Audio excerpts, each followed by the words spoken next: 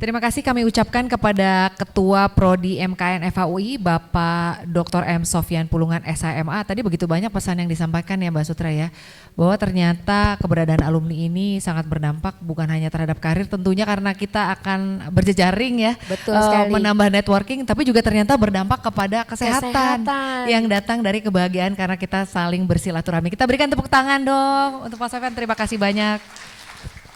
Dan selanjutnya bersama-sama kita akan mendengarkan sambutan dari Bapak Dr. Edmond Makarim Eskom SH LLM. Kepada Bapak Edmond kami silahkan untuk dapat memberikan sambutan. Assalamualaikum warahmatullahi wabarakatuh. Selamat siang. Sebenarnya seharusnya sambutan sudah selesai di ketua program. Kan sudah mengatasnamakan dekan. Ini kena todongan sesaat saya. Mau nggak mau jadi nulis-nulis juga. Yang saya hormati Ketua Alumni FHUI, Pak Rapin Mudiarjo, dan yang senior alumni FHUI, Bu Chandra Motik. Yang kami hormati, kami banggakan juga Ketua Program MKN FHUI, Bapak Dr. Sofyan, Profesor Henry Budi Sustyo, undangan, kemudian tadi Prof. Hik, tadi mohon maaf, beliau terpaksa meninggalkan acara karena ada janji lagi, dan para senior pembina dan penasehat dari pengurus pembina dari Ikanot FHUI yang sudah 3 tahun berdiri, 3 periode ya. Sebagaimana disampaikan tadi, ada fenomena menarik yang sebelumnya aklamasi berubah menjadi pemilihan kontestasi. Pertama-tama tentu saya berucap syukur kepada Tuhan, alhamdulillah wa syukurillah, karena kita berada dalam kesehatan sehingga dapat berkumpul pada hari ini. Selamat dan sukses kepada pengurus yang baru yang dinakodai oleh Ibu Megi dan segenap jajaran. Semoga senantiasa sehat, semangat, amanah dan berkah. Menyambung dari apa yang disampaikan tadi oleh Bu Megi dan Pak Sofyan, 100 tahun FHUI. Jadi ternyata lebih tua fakultas ya daripada negara.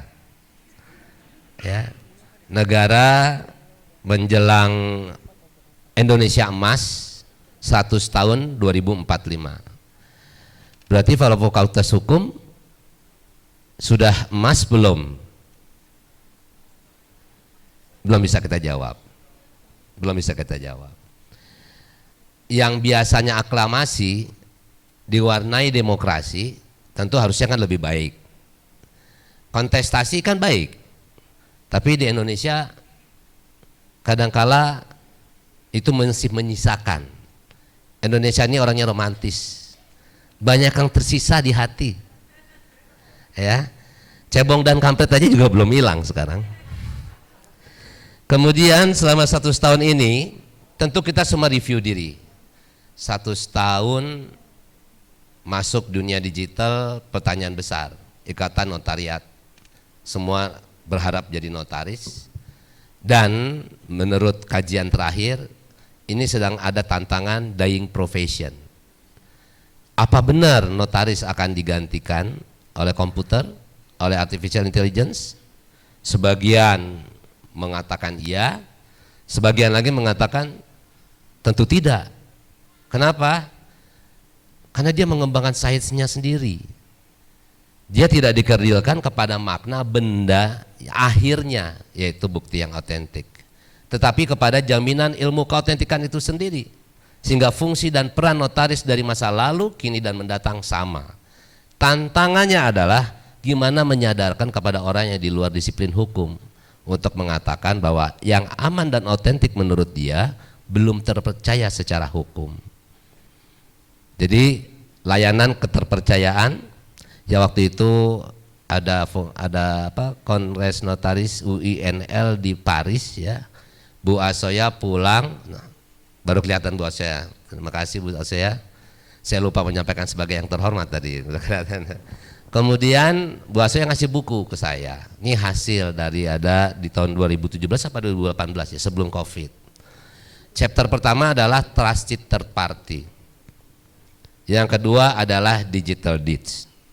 Yang menarik dari catatan itu adalah ternyata Undang-Undang Arsip Indonesia waktu mengatakan ada yang mempunyai kekuatan pembuktian sebagai arsip negara adalah dua kriterianya, otentik dan terpercaya. Berarti yang otentik di dalam eksekutif sudah terpercaya belum? Kan nggak ada jeruk makan jeruk. Bapak Ibu, begitu dipertanyakan dalam satu diskusi ada Pak Niko kepada kami, pejabat umum dengan pejabat administrasi pemerintahan sama nggak ya? Tentu berbeda. Karena pejabat umum ada atribusi kewenangannya sendiri. Dia bukan delegasi kewenangan dari Undang-Undang Administrasi Pemerintahan. Bahkan sejarahnya dia lebih dekat kepada kekuasaan kehakiman. Agar semua buktinya tidak dapat ditampik di muka persidangan. Dibina, diawasi, dan itulah ciri khas Latin notaris. Menariknya Indonesia secara sejarah bikin undang-undang notaris, terus ada revisi jabatan notaris. Kami sebagai akademisi melihat catatan, mengingatnya kekuasaan kehakiman. Tapi yang mengangkat menantiknya kok jadi Kumham ya. Begitu saya cek lagi dari yang pertama sampai revisi, ada nggak sih mengingat kekuasaan pemerintahan? Tak saya temukan pula.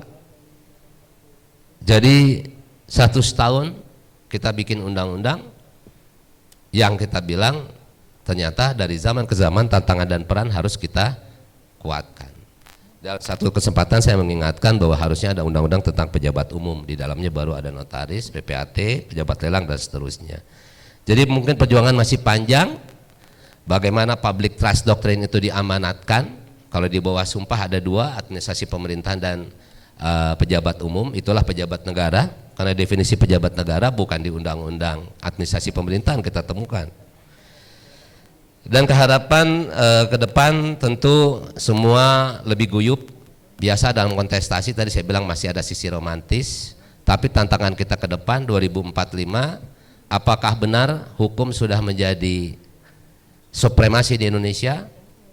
Dalam berbagai acara kenegaraan disebut hukum sebagai panglima. Satu sisi kedengarannya keren, di sisi lain saya sedih. Karena masih ada raja di atas panglima. Jadi akhirnya orang hukum kena suruh melulu kalau cuma jadi panglima. Jadikanlah hukum jadi raja di negeri ini. Sehingga hal yang menjadi ideal itulah yang menjadi kesepakatan kita, bukan permisif karena negosiasi. Saya tidak banyak bisa membuat kata penutup untuk berpantun. Tapi saya kalau boleh sih ngutip sedikit.